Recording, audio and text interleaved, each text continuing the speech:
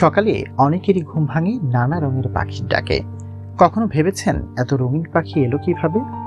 আপনি জানালার বাইরে যত রঙিন পাখি দেখতে পান তার রং নির্ভর করছে আপনি আসলে কোথায় থাকেন। আপনি যদি বিষুবরেখা থেকে অনেক দূরে থাকেন তবে রঙিন পাখি দেখার সম্ভাবনা অনেক কম। আপনি গ্রীষ্মমণ্ডলীয় অঞ্চলের যত কাছে থাকবেন তত বেশি রঙিন পালকের পাখি দেখতে পাবেন, কারণ বিশ্বের অন্যান্য স্থানের তুলনায় গ্রীষ্মমণ্ডলীয় অঞ্চলে বেশি উজ্জ্বল রঙের পাখি রয়েছে। উজ্জ্বল রঙের পাখিরা কিভাবে গ্রীষ্মমণ্ডলীয় এলাকায় এসেছে তা জানতে দীর্ঘদিন ধরে গবেষণা করছেন বিজ্ঞানীরা। পাখির জীবনে রঙিন পালকের উপস্থিতি বেশ গুরুত্বপূর্ণ। সঙ্গীর মনোযোগ আকর্ষণ, প্রাকৃতিক বৈচিত্র্য ও পরিবেশের সঙ্গে মানিয়ে নেওয়ার পাশাপাশি ছদ্মবেশ ধারণ করতে রঙিন পালকের ভূমিকা রয়েছে। পাখির পূর্বপুরুষদেরও রঙিন ও উজ্জ্বল পালক ছিল বলে মনে করেন বিজ্ঞানীরা। সেই পূর্বপুরুষেরা সম্ভবত গ্রীষ্মমণ্ডলীয় অঞ্চলের বাইরে বাস করত।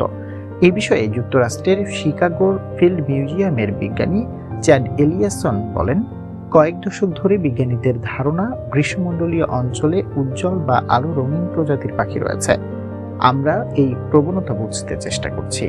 কিভাবে উজ্জ্বল রঙের পাখি সেখানে পৌঁছেছিল এবং কিভাবে সময়ের সঙ্গে সঙ্গে পাখির পরিবারে রং ছড়িয়ে পড়ে তা বোঝার চেষ্টা করছি।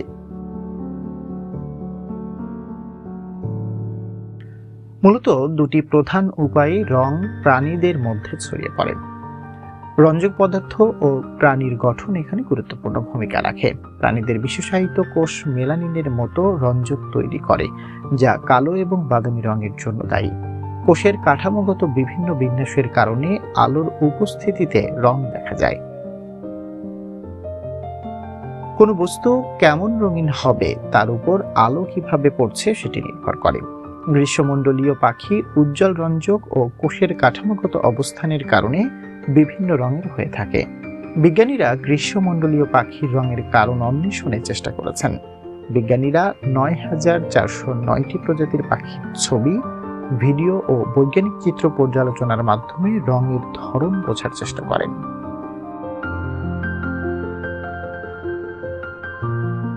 এদিকে বিজ্ঞানীরা ডিএনএ এর উপর ভিত্তি করে পাখির রঙের তথ্য বিশ্লেষণ করেছেন।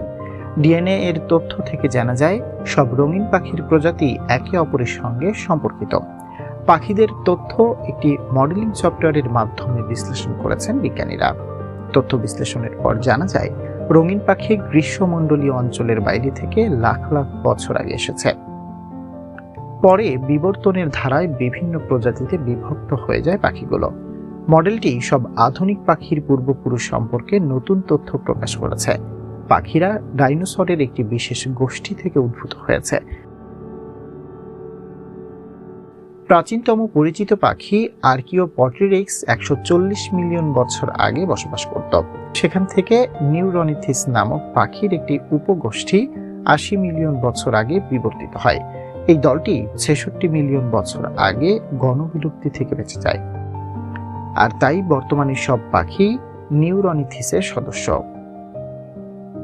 আপনি যদি এ পর্যন্ত আমাদের ভিডিওটি দেখে থাকেন তাহলে লাইক শেয়ার দিয়ে আমাদের সাথেই থাকুন।